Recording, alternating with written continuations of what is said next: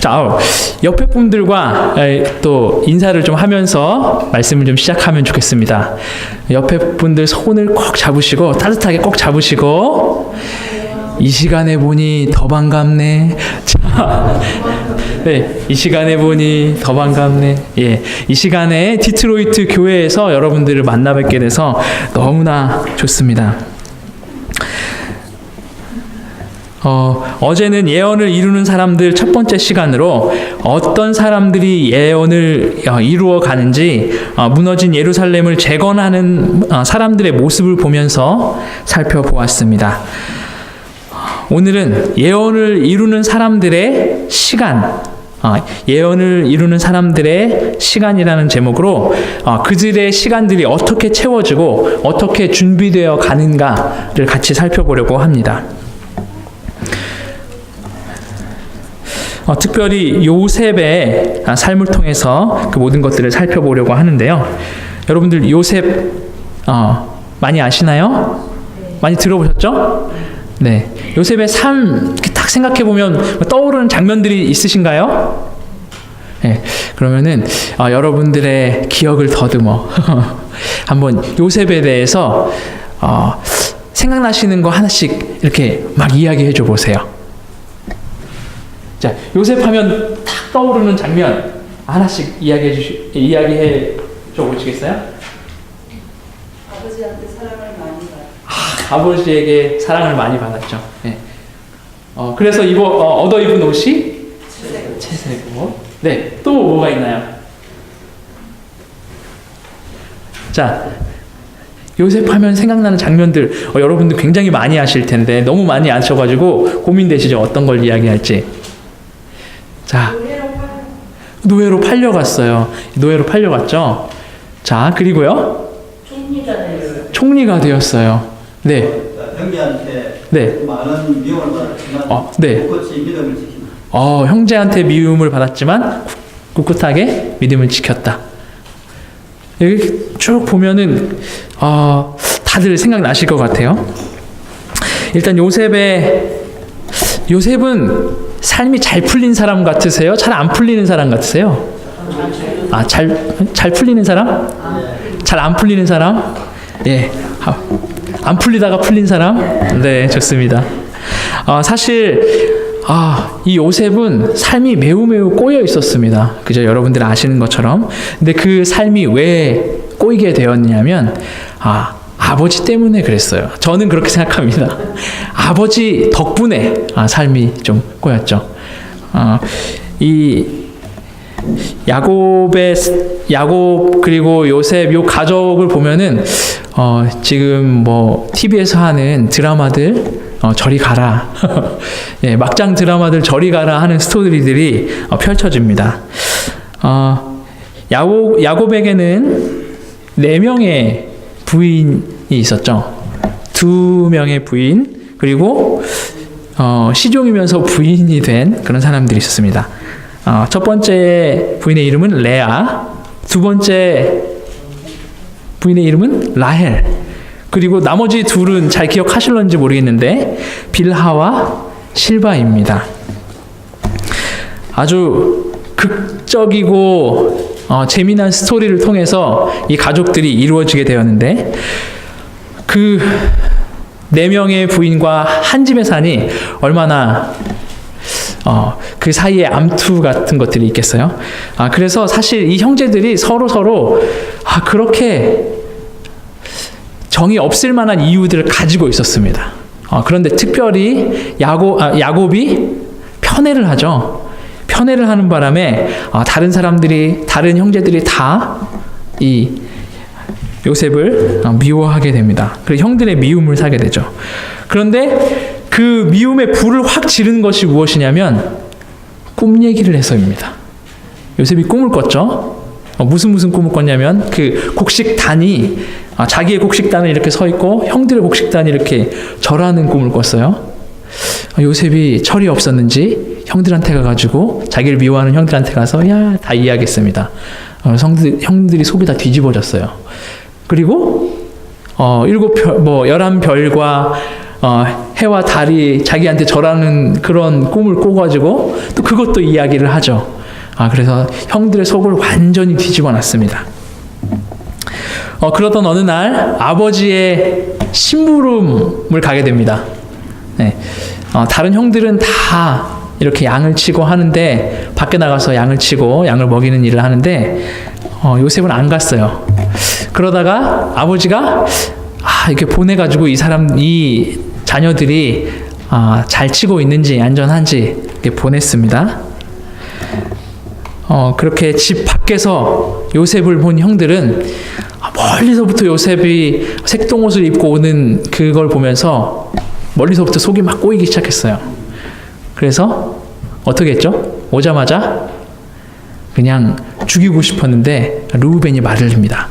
그래서 구덩이에 넣었다가 르우벤이 잠시 자리를 비운 사이에 이스마엘 사람들이 이렇게 상인들이 지나가는 것을 보고 거기에 팔아넘기죠. 그리고 여러분들이 아시는 것처럼 종으로 팔려가고 보디바르의 집에 종으로 팔려가고 거기서 이렇게 잘 승진해서 최고의 종이 되었다가 또 여인의 유혹에 넘어가지 않았다는 죄로 또 감옥에 가게 되죠. 감옥에 가서 또 감옥 중에 제일 높은 사람들이 가는 감옥에서 또 죄수 중에 최고의 죄수가 되고 그리고 나서는 최고의 나라의 최고의 총리가 됩니다. 그리고 나서 그 총리가 된 다음에 7년의 풍년과 7년의 흉년을 맞이하면서 총리로서 그걸 다 준비하고 이렇게 했다가 가나안 땅에 흉년이 들어서 형들이 찾아오죠. 그리고 요셉이 꾼 꿈, 그리고 자기가 말함으로 된 자기가 말한 예언을 거기서 이루어지는 것을 자기가 보게 됩니다. 아주 파란만장한 삶을 살았는데요. 제가 요셉의 삶을 이렇게 보면서 우리가 생각하는 건 총리를 생각하지만 그 수많은 과정들을 보면서 이 삶이 진짜 잘 풀리는 삶이라고 행복한 삶이라고 할 수 있었을까 그런 생각을 하게 됐어요. 과연 요셉의 삶은 막 기도의 응답이 막 넘치는 그런 삶이었을까? 하나님이 나와 함께 계셔서 너무너무 행복해 이런 삶이었을까? 그랬을까? 하는 의문이 든 것입니다. 요셉은 형들이 자신을 웅덩이에 던졌을 때 어떤 기도를 했을까요? 하나님, 형들이 나를 너무 미워하고 나를 해치려고 합니다. 하나님, 이 웅덩이에서 어떻게 좀 꺼내주세요. 그런 기도를 하지 않았을까요, 요셉이? 요셉이 그 웅덩이에서 꺼내 올려져서 살았다 이런 생각을 했는데 팔려가면서 자기가 한 번도 가본 적 없는 애굽으로 팔려가면서 노예로 팔려가면서 기도하지 않았을까요? 하나님, 무슨 일이 어떻게 일어날지는 모르지만 하나님, 저를 좀 아버지 곁으로 다시 좀 돌려보내주세요. 빠르면 빠를수록 좋습니다. 이거 어떻게 좀 해주세요. 간절하게 기도하지 않았을까요?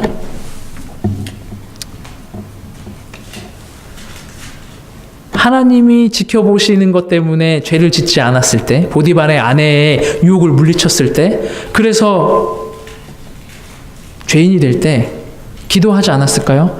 하나님, 전 너무 억울합니다. 하나님의 법대로 살려고 했는데 이런 일이 저에게 계속 닥칩니다. 하나님, 뭐 좀 어떻게 좀 해결해 주세요. 요셉이 그런 기도하지 않았을까요? 가끔 기도의 응답이 들릴 때도 있었어요. 성경 보니까 가끔 기도의 응답이 들릴 때도 있었어요. 어떤 때인지 한번 같이 볼까요? 창세기 39장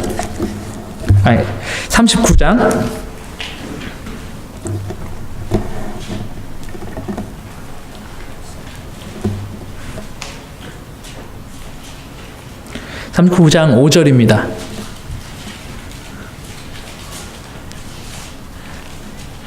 같이 한번 읽어볼까요?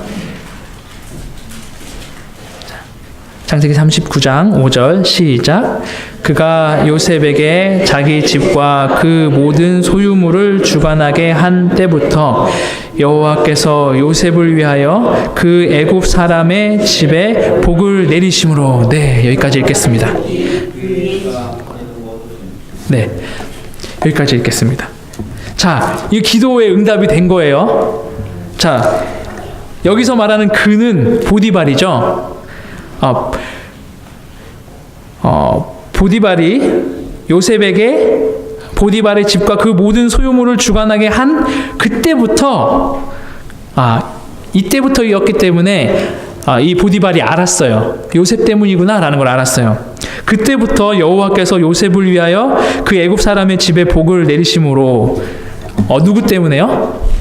요셉을 위하여 복을 내리시는 거예요. 보디발이 잘나서가 아니라 요셉을 위하여 복을 내리시는 거예요. 누구의 집에요? 보디발의 집에. 요셉을 위해서 복을 내리면 요셉이 복을 받았으면 좋겠는데 보디발의 집에 복이 내리는 것입니다. 아무리 할아버지 때부터 너는 복의 근원이 될지니라 이런 말을 들었지만 근원만 되고 그 복을 자기가 맛보지를 잘 못하는 거예요. 얼마나 속상했을까 그런 생각을 하게 됩니다.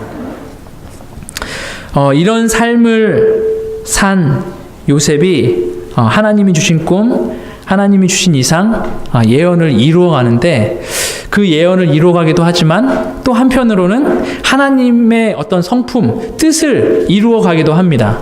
이루어지는 걸, 사람의 삶에서 그런 하나님의 성품이 이루어지는 것을 보여주기도 해요. 나중에. 그게 뭐냐 하면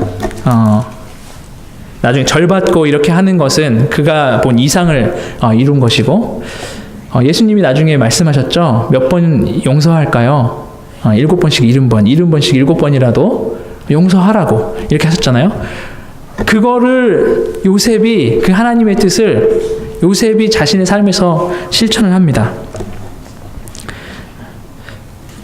무슨 이야기냐면 요셉은 형들을 용서하는 일을 나중에 하죠.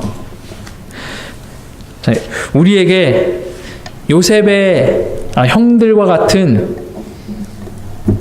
형제가 있다면 여러분들 어떠시겠어요? 그래서 가슴이 답답하고 꼴도 보기 싫고 그러지 않을까요? 사촌이 땅만 사도 나랑 아무런 상관없는 땅만 사도 배가 아프다는데 형제가 자기를 팔아먹었는데 얼마나 속이 상했을까요? 저 같았으면 너무 미웠을 것 같아요. 저 같았으면 자기 앞에 무릎 꿇고 절하는 이 사람들을 보고 그냥 다 감옥에 넣고 싶었을 것 같아요. 곤장을 치고 싶지 않았을까, 저는 그런 생각을 합니다. 근데 요셉도 사실은 그 자기의 삶을 이렇게 보면서 굉장히 억울했었나 봐요. 굉장히 억울했었나 봐요. 41장 5절에 보면 제가 읽어드릴게요.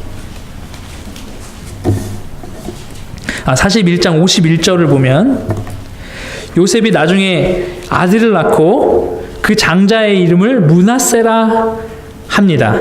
그 므낫세의 뜻은 무엇이냐면 하나님이 나로 나의 모든 고난과 나의 아비의 온 집 일을 잊어버리게 하셨다 하며, 네, 총리가 된 다음에 결혼을 하고 아들을 낳았는데 아들 이름을 내 억울했던 시절, 힘들었던 시절, 그걸 하나님이 좀 이제야 잊게 하시는구나, 이렇게 이 이름을 지었던 거예요. 므낫세가 그런 뜻이에요.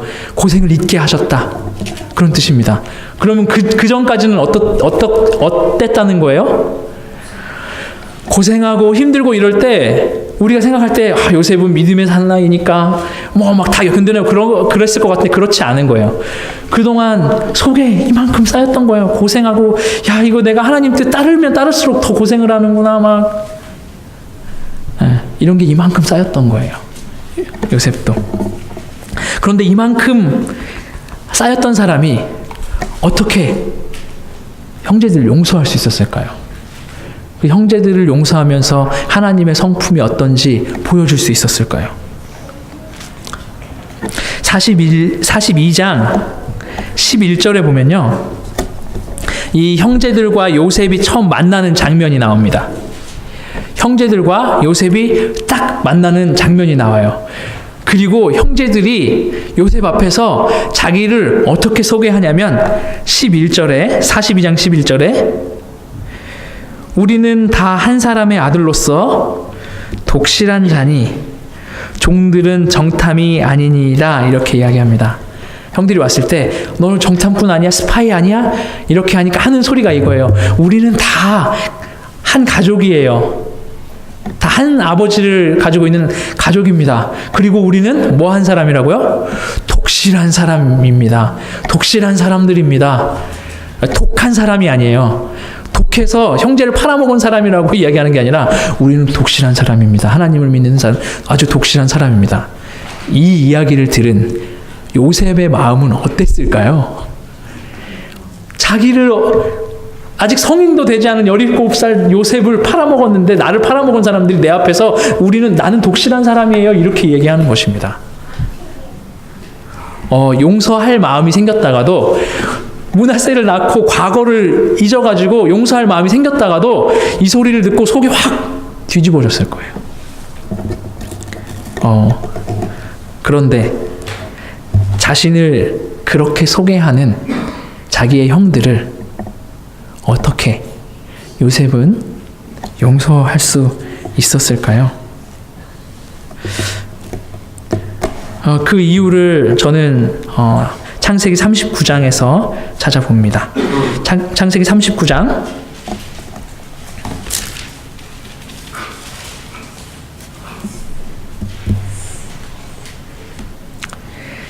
2절을 제가 읽겠습니다. 여호와께서 요셉과 함께 하심으로 그가 형통한 자가 되어 그 주인 애굽 사람의 집에 있으니. 어떤 자가 됐다고요? 형통한 자가 됐다고 하고 있습니다. 3절 그 주인이 여호와께서 그와 함께 하심을 보며 또 여호와께서 그의 범사에 형통케 하심을 보았더라. 그 주인도 뭘 본 거예요? 형통케 하심을 보았습니다. 23절에 이제 옥에 간 후에요. 전옥은 그의 손에 맡긴 것을 무엇이든지 돌아보지 아니하였으니 이는 여호와께서 요셉과 함께 하심이라. 여호와께서 그의 범사에 형통케 하셨더라. 어떻게 이 인고의 세월을 견뎌낼 수 있었을까? 왜냐하면 여호와께서 형통케 하셨기 때문이에요. 근데 뒤집어서 생각해 보자고요. 형통이 뭡니까? 다 잘 되는 거 아니에요? 하는 일이 다 잘 되는 거 아니에요? 하는 일이 다 잘 돼서 요셉이 어떻게 됐어요? 하는 일이 다 잘 돼서 종으로 팔려오고, 하는 일이 다 잘 돼서 감옥에 가고, 하는 일이 다 잘 됐는데 자기를 꺼내줄 것이라고 믿었던 술 맡은 관원장이 자기를 잊어버리고, 무슨 형통이 이런 형통이 있습니까?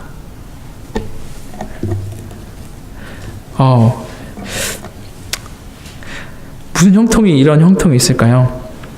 그런데 이 전체 장면을 보고 나면은 참 힘들 것 같은데 매일매일의 삶 속에서는 요셉과 함께한 사람들이 이 사람에게는 하나님이 함께 하시는구나 라는 걸 계속 깨달았던 거예요. 그래서 비록 자기의 종이지만, 비록 자기가 관리하는 죄수지만 이 사람에게는 하나님과 함께 하시는 것 같아. 모든 게 형통한 것 같아. 이렇게 이야기할 수밖에 없었던 것입니다. 진짜 형통한 사람들은 이 형통한 요셉을 가지고 있는 주인일 것 같은데, 이 주인들이 요셉의 삶을 보면서, 매일매일의 삶을 보면서 이 사람에게는 하나님이 계신 것 같아. 그리고 본인도 형통하게 하시는구나. 그거를 장면 깨닫게 해주셨기 때문에 요셉이 그 인고의 세월을 기다리고 형들에 대한 미움이 쌓여가는 대신 그 형들을 용서할 수 있는 마음을 조금씩 얻어가는 것입니다. 우리의 삶은, 우리의 형통은 이런 형통일 수 있어요. 우리의 형통은 이런 형통일 수 있어요. 종이 되고 죄인이 되고 되는 일 하나도, 전체적으로 보면 되는 일 하나도 없는 것 같은, 그렇지만 또 자세히 따져보면 그 안에 하나님의 섭리가 조금씩 묻어나는 그런 형통일 수 있습니다. 그것이 우리를 하나님의 뜻을 이루고 예언을 이루어가는 그런 사람들로 이루어져 가게 하는 것이에요. 그 하루하루의 경험이. 제가 지지난주에 휴가를 다녀왔습니다. 어디로 휴가를 다녀왔냐면 목회자들이 참 휴가 가면 좋은 곳 라스베가스로 다녀왔습니다. 라스베가스에 간 이유는 굉장히 간단해요. 저희 동네에서 비행기값이 제일 싸더라고요. 그래서 거기서 저 친구를 만나서 같이 목회자 친구를 만나서 같이 라스베가스에서 아침 예배를 12시까지 드리면서 정말 좋은 시간을 보냈습니다. 그렇게 며칠의 시간을 보내고 또 LA에 저희가 사랑하는 또 형님이 계셔서 갔습니다. 만나러 갔습니다. 근데 저희가 원래 계획은 LA로 가는 게 아니었어요. 왜냐면 저희 와이프도 이렇게 사모님처럼, 사모님보다는 아직 좀 느리지만 배가 이렇게 불러가지고 7개월이거든요. 그래서 우리 라스베가스에만 있자. 그런데 이 라스베가스 너무 재밌는 거예요. 사람들 만나고 하니까. 그래서 흥분해가지고 그러면 4시간만 운전하면 되니까 LA로 가자. 그래서 나머지 호텔을 취소하고 LA로 갔습니다. 너무 좋은 시간을 보내고 저희 캔자스 시티 교회에서 뉴헤븐 교회에서 이사간 친구가 로마린다에 있었어요. 거기도 아기를 얼마 전에 낳았어요. 그래서 너무 궁금해가지고 그 집에 방문했습니다.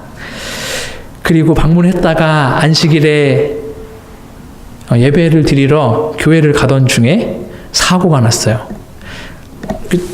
LA는 참 그쪽은 트래픽이 심하더만요. 저희 동네에서는 트래픽을 볼 수가 없는데 앞에서 제가 아는 그 청년이 갑자기 조금 급하게 섰어요. 트래픽에 있어서 좀 급하게 섰어요. 저도 급하게 섰습니다. 뒤에 있는 차도 급하게 섰어요. 그런데 그 뒤에 있는 차는 다른 짓을 했는지 생각 없이 운전하다가 저희 뒷차를 아주 세게 박아버린 거예요. 그 차는 밀려서 제 차를 꽝 박았습니다. 그리고 나서 저희 차는 어떻게 됐냐면 옆 차선으로 휙 튕겨져 나갔어요. 튕겨져 나가는 순간 너무 무서워가지고 뒤에서 차가 오고 있으면 어떡해요. 그래서 막 엑셀레이터를 안 되는 엑셀레이터를 밟아가지고 앞으로 이렇게 가서 차를 세웠습니다. 아기가 너무너무 걱정되더라고요. 저는 괜찮은 것 같아요. 저는 괜찮은 것 같고 와이프도 물어보니까 뭐 그렇게 많이 안 다쳤다고. 근데 아기가 걱정이 되기 시작하는 거예요. 걱정이 막 되는데 이게 사고가 어느 정도 큰 사고인지 제가 나가가지고 확인을 했거든요.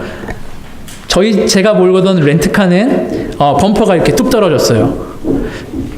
딱 보니까 범퍼만 떨어졌네. 그렇게 세게 박은 게 아닌가 하고 뒷차를 보니까 뒷차는 앞에가 아예 없어졌어요. 이렇게 없어졌어요. 사람 타는 곳만 있어요. 뒤에서 이만큼 쭈그러들고 앞에서 이만큼 쭈그러들고. 사고가 되게 크게 났구나. 그래서 우리 옆으로 튀어나갔구나. 이런 생각을 했습니다.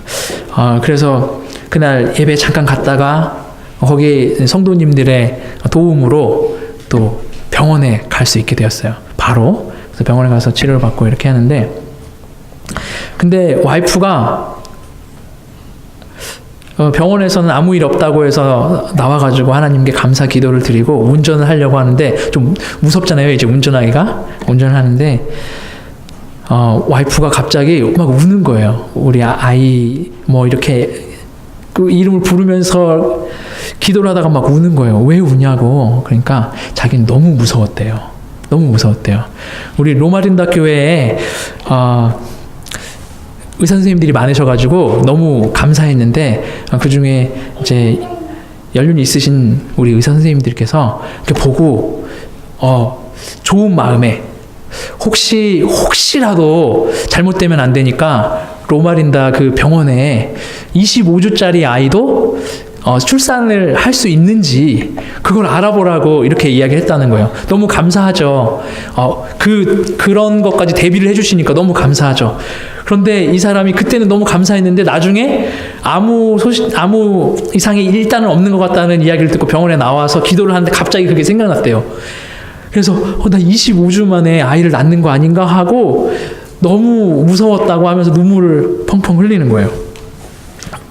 그런데 저도 굉장히 무섭더라고요. 근데 다행히 별일이 없고, 그 다음날, 그 다음날, 라스베가스로 다시 와서, 끊어놓은 비행기를 타고 이렇게 오려고 했습니다. 빨리 가고 싶었어요. 캔자스로 빨리 가고 싶었어요. 그래서 병원도 다 예약을 해놓고, 가자마자 또 병원 가려고. 그런데, 타러 가려고 막 주섬주섬 준비를 하고 있는데, 이메일이 딱 오는 거예요. 비행기가 딜레이 되고 있다. 그래 조금 더 기다렸다가 가자. 근데 2시간 있다가 다시 이메일이 왔습니다. 비행기가 캔슬됐다. 저희는 내일 병원에 가야 되는데 비행기가 캔슬됐다는 거예요. 저녁 비행기인데. 그래서 너무 당황스러워가지고 이거 어떻게 된 건가. 항공사에 전화해서 뭐 컴플레인을 막 하겠습니다. 우리 내일 꼭 병원에 가야 된다. 우리 이런 사고가 있었다.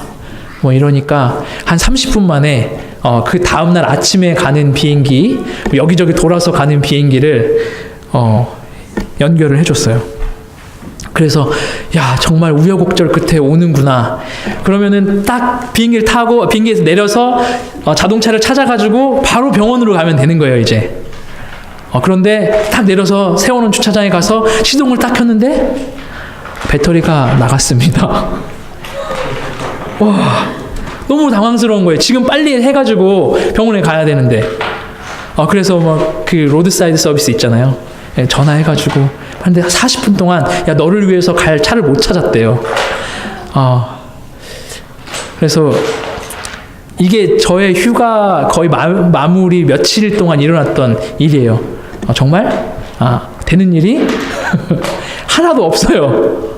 사고 나고 병원 가고 비행기 취소되고 배터리까지 나가고 병원은 다시 또 예약해야 되고 너무 좀 당황스러웠습니다. 황당했습니다. 그런데 저 와이프랑 저희 집사람과 제가 정말 이런 일 가운데서도 그래도 우리가 이해하지 못한 하나님의 도우심이 하나 있었다. 그거는 저희 둘이 합의를 봤어요. 정말 어려운 일이 많았지만 하나는 하나님이 도우신 것 같다. 저희들이 아무리 생각을 해봐도 뒤에서 저희 차를 박았는데 옆차선으로 이렇게 어떻게 튀어나갔을까? 그 앞에는 또 아이가 타고 있었거든요. 어떻게 옆차선으로 튀어나가고 그 차가 많은 곳에 우리가 튀어나갈 때는 차가 없었을까? 이건 정말 이해가 안 되는 것이다. 그래가지고 제가 뭐 휴대폰 2개를 들고 여기서 이렇게 치면 옆으로 진짜로 갈 수 있나? 막 이렇게 해봤는데 안 돼요, 안 돼. 어떻게 옆차선으로 튀어나갈 수 있었을까? 바로 옆차선으로. 그러면서 그 가운데 우리가 이런 정말 머피의 법칙처럼 일이 계속 꼬여만 갔지만 그 가운데 하나님의 도우심이 있었구나. 그 가운데 하나님의 도우심이 있어서 그 중간에 있는 차는 정말 사람 타는 데 빼고 다 쭈그러졌는데도 우리와 우리 아이를 지키셨구나. 그런 것 때문에 우리가 감사하지 않을 수 없었습니다. 요셉이 당했던 그 고난은 이거보다 훨씬 컸지만 저희가 사고 가운데 하나 두 개 예수님이 함께 하시는 그런 증거를 찾았듯이 요셉은 매일매일 그걸 찾았던 거예요. 그래서 되는 일마다 잘 되는 사람, 매일매일 형통한 사람, 그런 이야기를 들을 수 있었던 것입니다. 요셉이 착해서가 아니라 그 하나의 경험이 요셉을 그렇게 바꾸어 갔던 것입니다. 여러분들의 하루하루의 삶은 어떻게 꼴지워져 가고 계십니까? 여러분 하루하루의 삶이 그 삶 속에서 하나님의 은혜가 발견되는 그런 삶을 살고 계신가요? 그런 믿음의 눈을 가지고 계신가요? 그렇다면 요셉처럼 아무리 어려운 상황에 있더라도 하루하루 여러분들은 하나님을 닮아가고 예언을 이루어가고 하나님의 성품을 우리의 육체 가운데 새겨가는 그런 시간을 여러분 사시고 계실 것입니다. 저는 그런 삶이 저의 삶이 되고 여러분의 삶이 되었으면 좋겠습니다. 우리 하은이랑 지금 같이 있는데요. 하은이가 너무 귀여워요. 우리 옆에 있는 친구도 이제 알아가면 정말 귀엽겠지만 우리 하은이랑 같이 있는데 너무너무 귀여워요. 어제는 하은이가 그 목사님하고 제 앞에서 설교를 했답니다. 책을 갖다가 이렇게 펴고 성경이라고 했나 찬미 몇 장 부르시겠습니다. 그리고 혼자 이렇게 찬미를 부르고 우리한테 막 성경 이야기를 해주는 거예요. 그런 모습을 보면서 너무 귀여웠는데 그 모습을 보면서 제가 어렸을 때 좋아했던 성경 이야기는 뭐가 있었는지 생각을 해보게 되었습니다. 그 여러분의 집에도 있었는지 모르겠는데요. 10권짜리 네, 재미있는 성경 이야기 10권짜리 책이 있잖아요. 그 중에 4권의 그 표지가 뭔지 아십니까? 겉표지? 4권 겉표지? 다윗과 골리앗. 정답. 그 다윗하고 골리앗이 싸우는 장면이 거기 4권의 표지예요. 저희 것만 그런지 모르겠습니다. 여러분 가서 확인해 보지 마세요. 혹시 틀리면 안 되니까.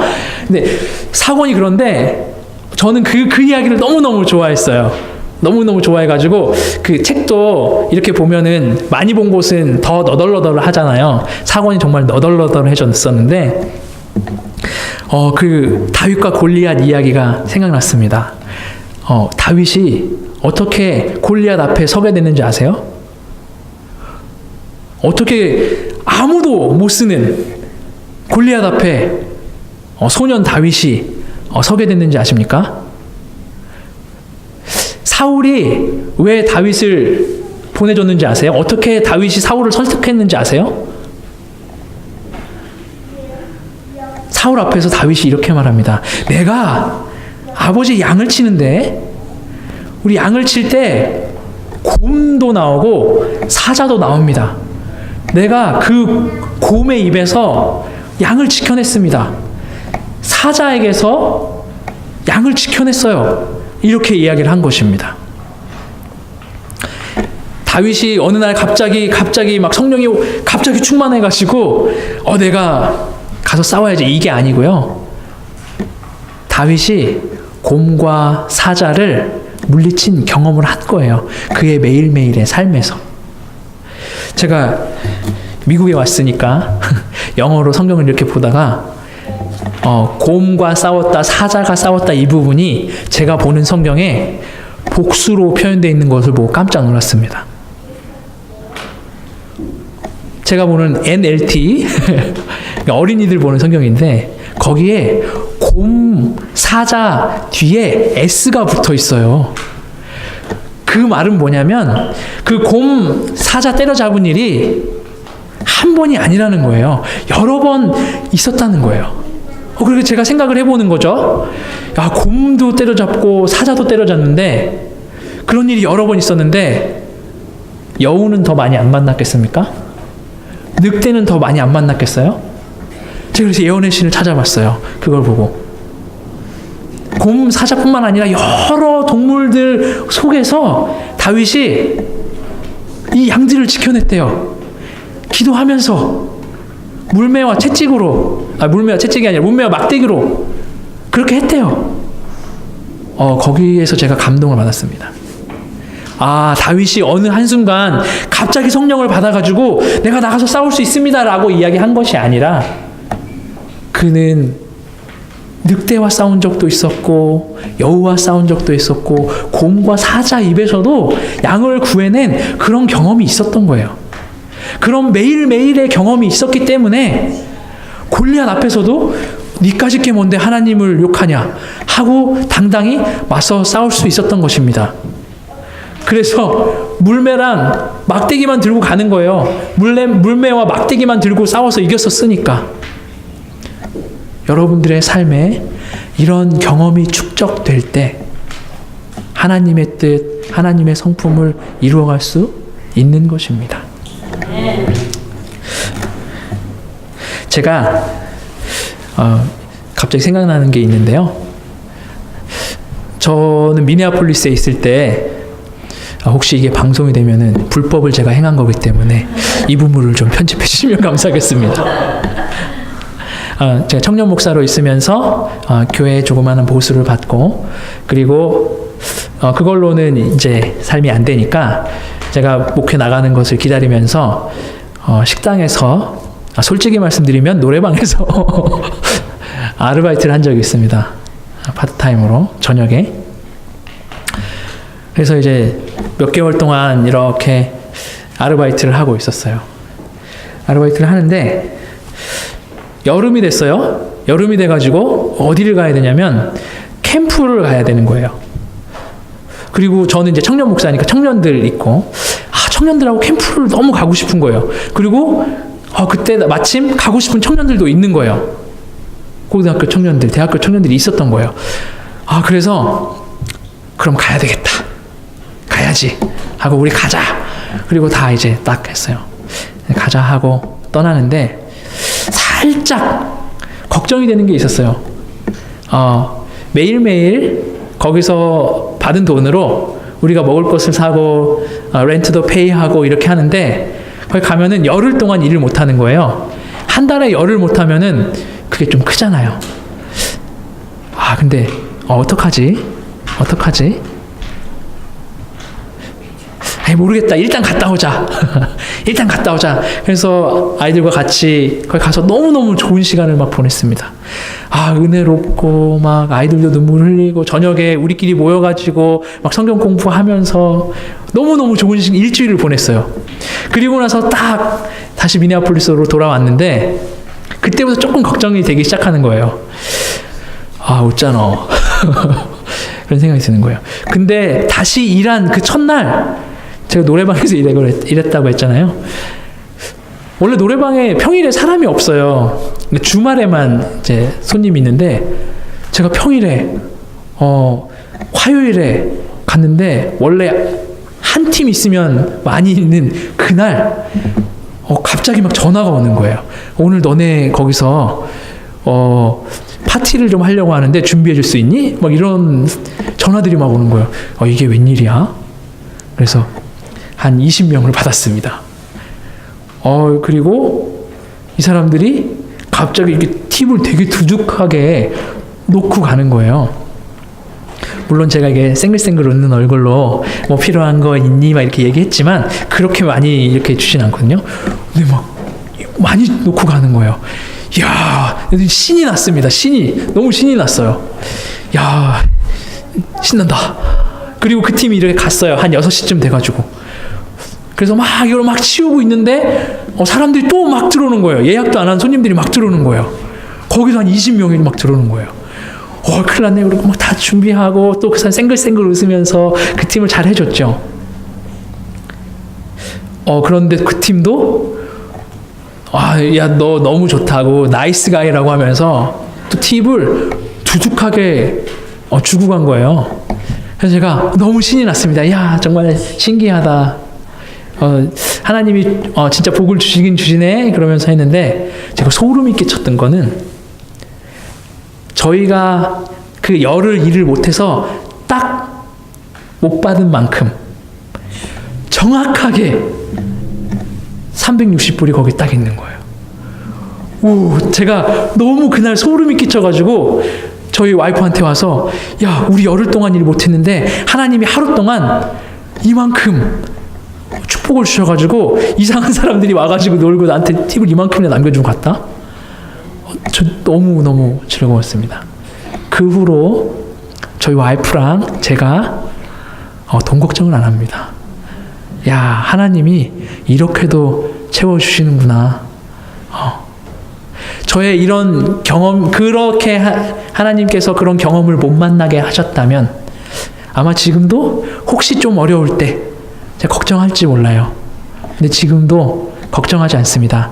뭐 계획은 어떻게 될지 모르겠지만 하나님이 먹이시는구나. 하나님이 입히시는구나. 이런 저에게는 굉장히 큰 경험이고 여러분들에게 보시기에는 작은 경험일 수 있는데, 이런 경험 하나하나가 하루하루가 될 때 우리는 하나님을 신뢰할 수 있는 것입니다.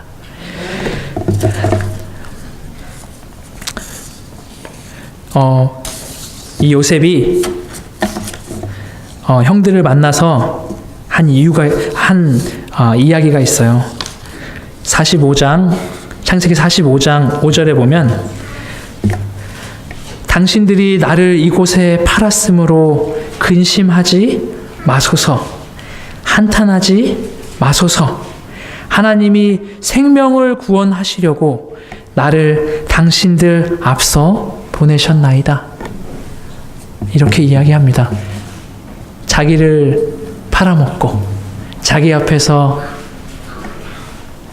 나는 신실한 사람입니다. 이렇게 말한 그 형들을 나중에 그 총리가 요셉인 걸 알고 깜짝 놀라는 형들 앞에서, 너무 두려워하는 형들 앞에서 걱정하지 마세요. 여러분들 잘못이 아니에요. 하나님이 나를 미리 보내셔서 여러분들과 우리 가족과 가나안 사람들과 이집트 주변에 있는 모든 사람들을 살리게 하신 것이에요. 생명을 살리기 위해서 보내신 것이에요. 걱정하지 마세요. 이런 이야기를 하는 것입니다. 여러분들, 저는 요셉의 삶 속에서 가장 어려운 것이 있다면, 가장 어려웠던 것으로 보이는 것이 있다면 그 종으로 팔려가서 총리된 그 일이 아니고요, 이 형들을 용서하는 일이었을 것 같아요. 그 어려운 일을 어떻게 할 수 있었는가? 제가 말씀드린 것처럼 하루하루의 경험이, 다윗 버전으로 말하면 곰들, 사자들 만나면서 승리한 경험이 용서할 수 있고 하나님의 뜻이라면 어디든 갈 수 있습니다 라는 그런 성품을 가질 수 있었던 것입니다. 자, 여러분의 삶에 곰들과 사자들과 싸워서 이기는 그런 하루하루의 경험이 쌓여갔으면 좋겠습니다. 여러분의 삶에 멀리서 보면은 막 일이 꼬여가는 것 같지만 가까이서 보면 하루하루가 하나님 때문에 형통한 그런 하루하루가 되시기를 제가 간절히 바랍니다. 그래서 요셉처럼 용서도 하고, 요셉처럼 자기가 받았던 이상도 이루고, 자기에게 계획하셨던 하나님의 뜻도 이루어져가는 그런 삶의 시간들로 채워져가는 우리들의 삶이 되었으면 좋겠습니다. 하나님이 지금 여러분들에게 그런 축복을, 매일매일의 하나님 만나는 축복을 주시기 위해서 기다리고 계십니다. 내일 설교 시간에는 예수님의 어떤 구체적인 예언이 우리의 삶에서 좀 이루어졌으면 좋겠을까? 조금 더 구체적으로 우리 말씀을 연구해 보도록 하겠습니다. 오늘 경청해 주셔서 감사하고요. 하나님의 은혜와 하나님의 축복이 하나님의 계획 가운데 여러분의 삶에 이루어지기를 간절히 바랍니다.